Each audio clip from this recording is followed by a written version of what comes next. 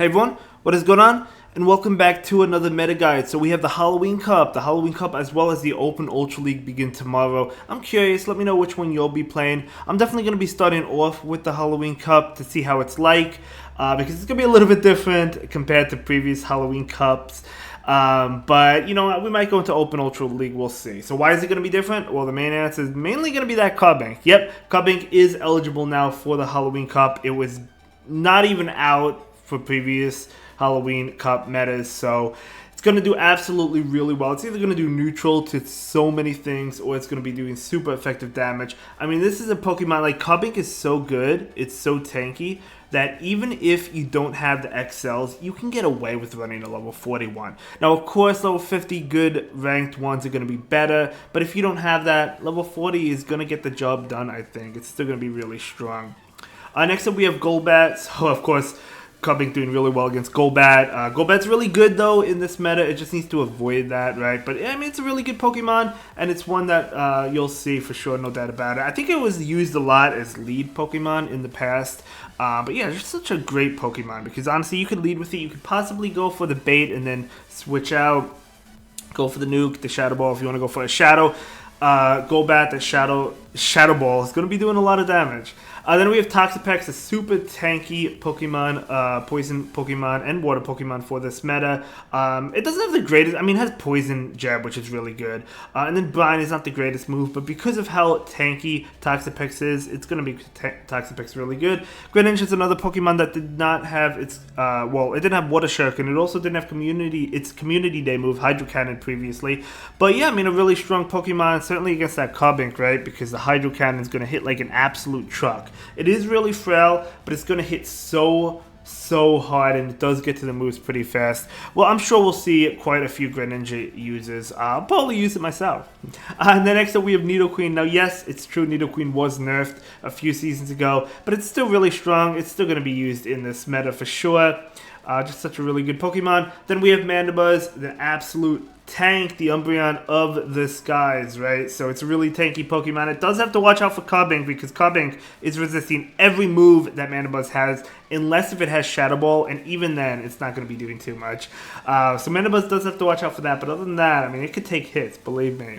Well, moving on to the A rank, we got Jellicent. We got a Ghost Water type Pokemon, and I think Jellicent could be pretty interesting. The only thing is, there's so many Dog type Pokemon. I just feel like Jellicent might be difficult to use, but if you're not running into those Ghost types, I think it's doing pretty well. Or those Dog types, it's going to be doing pretty well. Then we have Scizor. Scizor actually, I think, is better this season because it has Bullet Punch, which is what you're going to want. Double super effective damage towards Cubink, right? So double super effective damage, going to be really powerful this meta. If you have one, if you have a Shadow one, you definitely want to invest in it, because I think Scizor is going to be really good. Honestly, you could probably even go up a rank to the S rank. You really want it to beat Cubink, but even if it's not paired up against Cubink, it's still doing a good amount of damage. I mean, it's doing neutral damage a lot with that Bullet Punch, right? It also has Iron Head, which is going to be doing a lot of neutral damage. Night Slash is resisted by all the Dark types, but still really strong Pokemon. And then we have Ponyard, right? So Ponyard could be another pretty interesting Pokemon. I think Ponyard could be a pretty decent safe swap. Then we have a couple Dark, we have several Dark poison Pokemon, right? We have the Quillfish, the Hisuian Quillfish, and then we have Overqwil, and we have Skuntank. So, yeah, a lot of great Poison Jab users if you happen to want to go with one of them or two of them. We might see a lot of ABB teams with Dark Poison Pokemon. The only weakness they have is going to be ground, and what ground Pokemon do you have? I mean, you do have Nidoqueen with Earth Power, right? But, you know, which is great, don't get me wrong, but other than that, I mean, these Pokemon are looking really good. For the B rank, we do have Galarian Weezing, which I think could be really strong in this meta as one of the fairy types, because it is poison, right? So that means it's not weak to poison. It's taking neutral damage from all the poison attacks, you know, it's resisting Dark type attacks, and there's a lot of Dark poison types, so that's going to be good for that. Yeah, just overall such a great Pokemon. Alolan Marowak could be another good one, but it does of course have to watch out for Cubink just because it's weak to Rock Throw, right? And I do recommend Rock Throw on Cubink for the record over Tackle. But Alolan Marowak Not a bad Pokemon at all. It has to watch out for Greninja. There's some Pokemon it has to watch out for, but it's still not a bad one. Zwiley's, I think Zwiley's is actually really good because Dragon Breath it's just going to do so much damage to Pokemon that don't resist it. Even the Greninja, right? It's going to do a lot to Greninja. I mean, it's great against Greninja, but you know what I'm saying. It's going to absolutely get destroyed by Carbink, so there's that. But as long as it's doing neutral damage with Dragon Breath, it's looking really good. So keep that in mind. Guzzlord, another dark type Pokemon that could be pretty useful. Charger Bug, I think, could be pretty good too with that Volt Switch ever since it got that Community Day move. X-Scissor, going to be doing some nice damage to a lot of Pokemon. Yeah, I mean, again, it just has to watch out for Carbink. A lot of Pokemon do have to watch out for Carbink. And then we have Frostlass, another Pokemon that needs to watch out for that Carbink, but it is a good one because Avalanche and Shadow Ball hit like an absolute truck from Frostlass, right? It is really frail, but it hits really hard. Moving on to the other options, we have Fortress. Fortress could be an interesting Pokemon, Tyranitar as well. I don't see those being used too often, but maybe. Mawile, I think. Now, Mawile does get Fire Fang. Not Fire Fang. Fairy Wind. So you could run one with Fairy Wind if you want to get to Iron Head fast. So you could handle the Carbink and you know, also have Play Rough as well. Play Rough Iron Head going to be doing a lot of damage to a lot of different Pokemon. Or you could run the Fire Fang variant if you want to go after those Scizors, after those Ponyards. I don't know how common Ponyard will be. I think Scizor will be really common. So you could have a different variations of this Pokemon. But yeah, Mawile or Shadow Mawile, I prefer the Shadow one. I think could see some play. Then we have another Dark Poison, Alolan Grimer. I mean, we've obviously basically talked about this other Dark Poison types. I think this is a really good one. Same with Drapion. Drapion's on this list as well. But yeah, I mean, really strong Pokemon. Tapu Fini. Yeah, I mean, the Fairy types have to watch out for the Poison types. So that's something that Tapu Fini has to watch out for. But even if it's going up against the Poison type, I mean, Water Gun is just doing quite a bit of damage. And of course, this Pokemon really going to be doing well against Carbink. And I know I keep on referring to Carbink a lot, but you really do have to watch out for it. We talked about Drapion, Alola Ninetales with Charm, as long as it avoids Poison types. Now, it could handle Dark Poison because it's doing neutral damage like Drapion, right?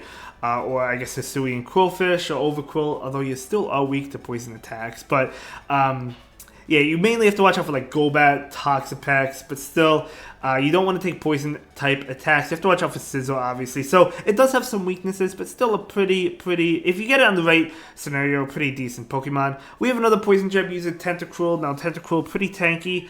I think we have some better answers in this meta.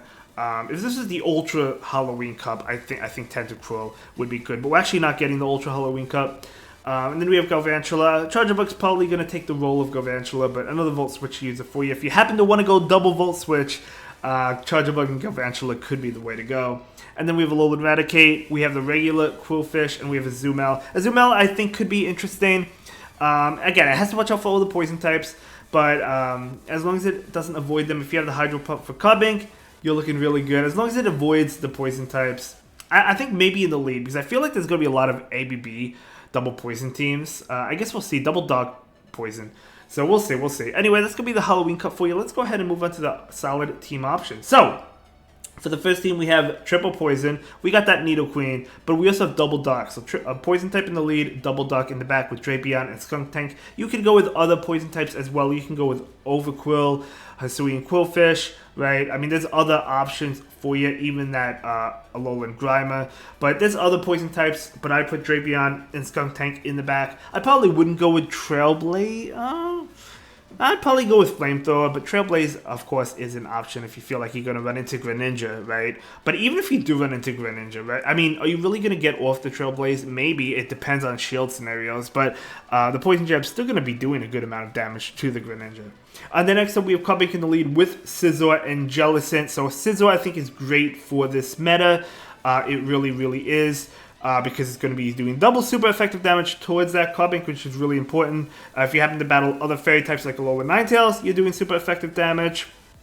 You have Night Slash to hit, I guess, the Ghost type. I don't think Ghost will be too common, but you have it to hit Jellicent or Alolan Marowak. We'll probably see those.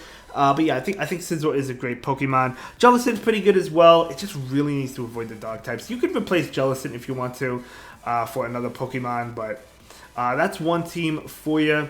And then the next team is going to be Scizor in the lead with Greninja and Golbat. So, of course, Scizor. So, if you happen to run into Cupping in the lead, you're looking good. If it's in the back, Greninja can fight it.